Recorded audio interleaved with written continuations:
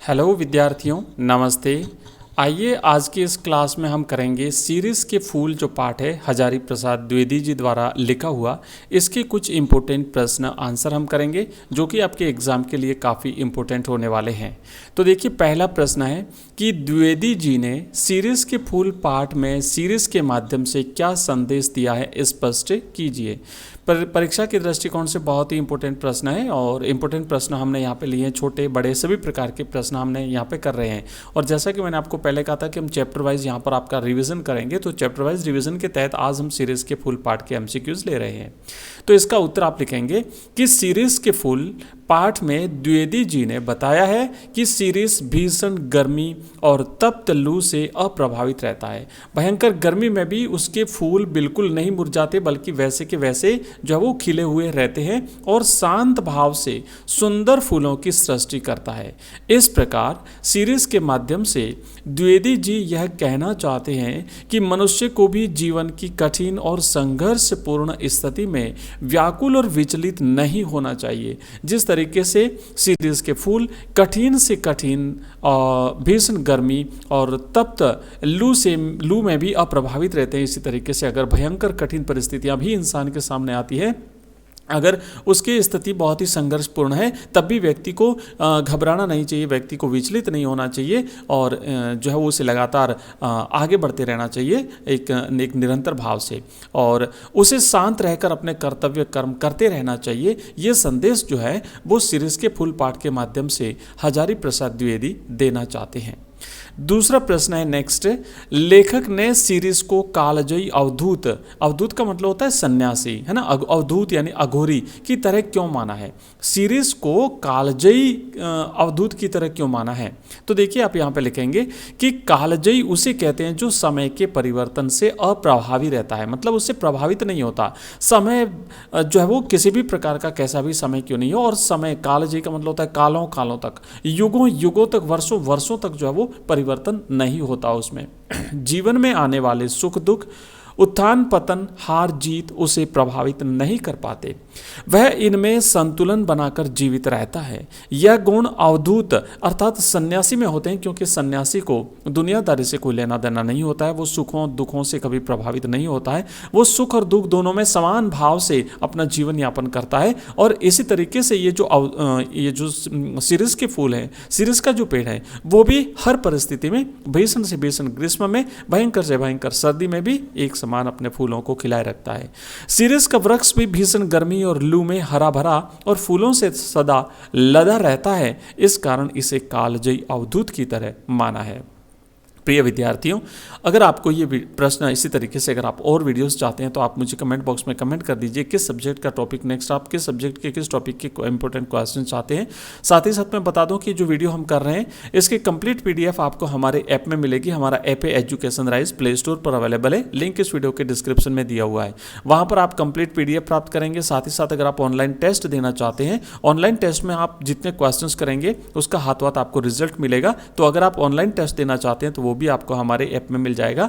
और इसके अलावा हमने प्रत्येक सब्जेक्ट के अलग अलग सब्जेक्ट के हमने मॉडल पेपर्स बनाए हैं, 10-10 मॉडल पेपर्स, वो भी आपको वहाँ पर मिल जाएंगे। इसके अलावा हमारा जो टेलीग्राम चैनल है एजुकेशन राइज नाम से, आप उसे भी ज्वाइन कर सकते हैं, लिंक इस वीडियो के डिस्क्रिप्शन में उसका भी दिया हुआ है। आइए आगे बढ़ते हैं। नेक्स्ट हमारा प्रश्न है कि कोमल और कठोर दोनों भाव किस प्रकार गांधी जी के व्यक्तित्व की विशेषता बन गए? सीरीज के फूल पाठ में से लिया गया ये प्रश्न है और गांधी जी से संबंधित है, तो परीक्षा के दृष्टिकोण से इंपॉर्टेंट है, अच्छी तरह से याद करिएगा। देखो, इसमें क्या है कि गांधी जी अंग्रेजी शासन के अन्याय, अत्याचार और शोषण का कठोरता से विरोध करते थे। इसके साथ ही अपने देश के दीन दुर्बल मनुष्यों के प्रति उनका हृदय करुणा और कोमलता से भरा रहता था। एक दीन स्त्री को फटे हुए वस्त्रों में देखकर गांधी जी ने वस्त्र त्याग दिए थे और केवल एक वस्त्र अपनी कटी पर धारण करते थे। इस प्रकार कोमलता और कठोरता दोनों ही भाव उनके व्यक्तित्व की विशेषता बन गए। नेक्स्ट प्रश्न है हमारा अगला, द्विवेदी जी ने अपने बारे में यह क्यों कहा है? पर नितांत ठूंठ भी नहीं हूं। तो देखिए आप इसका आंसर ये लिखेंगे कि द्विवेदी जी का कहना है कि कवियों को ईश्वर ऐसा हृदय देता है कि वे प्रत्येक फूल पत्ते की सुंदरता पर मुग्ध हो जाते हैं। क्योंकि कवि आपने देखा होगा, विशेष करके जो प्रकृति प्रेमी कवि होते हैं वो जरा सी सुंदरता देखते हैं प्रकृति में, जरा सा खिला हुआ फूल देखते हैं, उस पर वो कविता रच देते हैं, है ना। उन्हें इस तरीके से वो मुग्ध हो जाते हैं उस पर। तो कवियों के समान द्विवेदी जी में भी यह गुण नहीं है। कवियों के समान वो जल्दी से फट से इस प्रकार की कविता नहीं कर सकते, परंतु उनका हृदय इतना नीरस भी नहीं है कि वह प्रकृति के सौंदर्य पर मोहित न हो सके। इसी कारण सीरीज के पुष्प उनके मन में उल्लास अवश्य उत्पन्न करते हैं। इस बात को समझाने के लिए उन्होंने कहा है कि भले ही मैं कवियों जैसा कोमल हृदय मेरे पास नहीं है, लेकिन मैं बिल्कुल ठूंठ भी नहीं हूं, थोड़ा बहुत भाव में समझ जाता हूं। नेक्स्ट प्रश्न है अगला, शकुंतला कालिदास के हृदय से निकली थी, लेखक के इस कथन का तात्पर्य क्या है? तो आप देखेंगे कि कालिदास के नाटक अभिज्ञान शाकुंतलम की नायिका शकुंतला उर्वशी की पुत्री होने के नाते अत्यंत रूपवती रही होगी, किंतु नाटक की शकुंतला कवि कालिदास की अपनी रचना है। अब देखिए कालिदास ने तो एक रचना लिखी है, कल्पना करके वो जो रचना लिखी है वो उनकी अपनी रचना थी, उनके मन की रचना थी। वो जो लिखा का नाटक जो लिखा वो ना, कवि ने उसे अपने हृदय में स्थित सुंदरता की चरम कल्पना से सजाया है। कालिदास की कल्पना से सृजित होने के कारण लेखक ने माना है कि शकुंतला कालिदास के हृदय से निकली थी।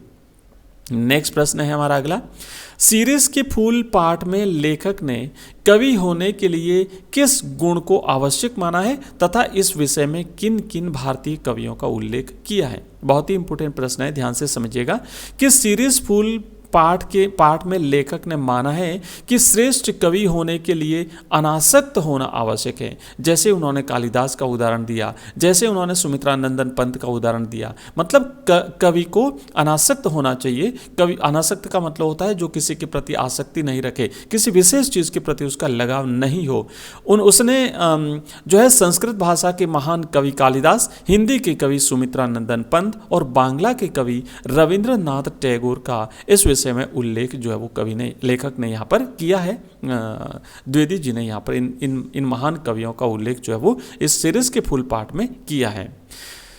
नेक्स्ट हमारा अगला प्रश्न है 12वां, सीरीज के फूल पाठ में लेखक ने सीरीज के माध्यम से किन किन मानवीय मूल्यों की स्थापना की है? तो देखिए ये जो प्रश्न है कि सीरीज के फूल पाठ में द्विवेदी जी ने भीषण गर्मी, धूल और लू की प्रचंडता में भी कोमल पुष्पों से सज्जित सीरीज के माध्यम से मनुष्य की प्रबल और अजेय जिजीविषा और भयंकर मारकाट लूटपाट में भी अविचलित रहकर धैर्यपूर्वक मानवता और समाज के प्रति कर्तव्यनिष्ठ रहने की महान मानवीय मूल्यों की स्थापना यहाँ पर जो वो द्विवेदी जी ने की है। जिजीविषा एक शब्द आया है यहाँ पे, जिजीविषा का मतलब होता है जीवित रहने की इच्छा।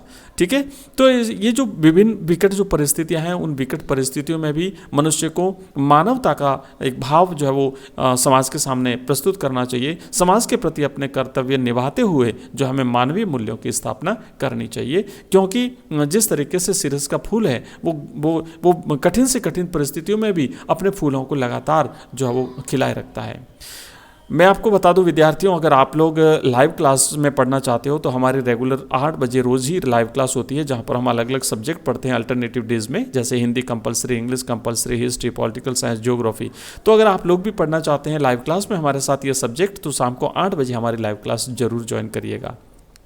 और इसी के साथ आज के इस क्लास को हम यहीं पर करते हैं समाप्त। तो मिलते हैं नेक्स्ट वीडियो में जल्दी ही, तब तक के लिए बाय, धन्यवाद। लेकिन अगर इस वीडियो की PDF और आप हमारे सभी वीडियोस अगर एक ही स्थान पर प्राप्त करना चाहते हैं तो हमारा ऐप डाउनलोड करना बिल्कुल भी न भूलिएगा। लिंक इस वीडियो के डिस्क्रिप्शन में दिया हुआ है। मिलते हैं नेक्स्ट वीडियो में। Thank you.